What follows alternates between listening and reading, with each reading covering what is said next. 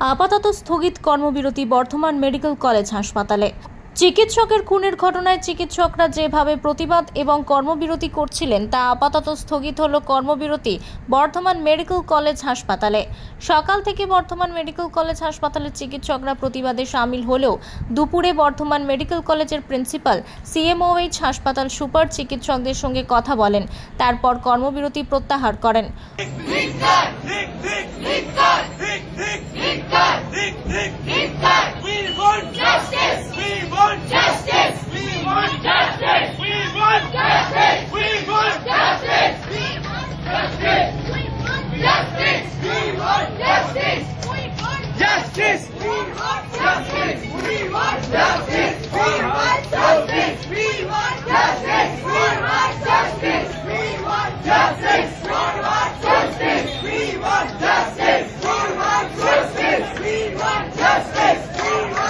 অন্যদিকে চিকিৎসকরা জানান, আপাতত সন্ধ্যে 6টার সময় একটি আলোচনা করা হবে, কিন্তু কর্মবিরতি চলবে। পাশাপাশি সন্ধ্যের পর মেডিকেল কলেজ ক্যাম্পাস থেকে মোমবাতি জ্বালিয়ে মিছিল করা হবে।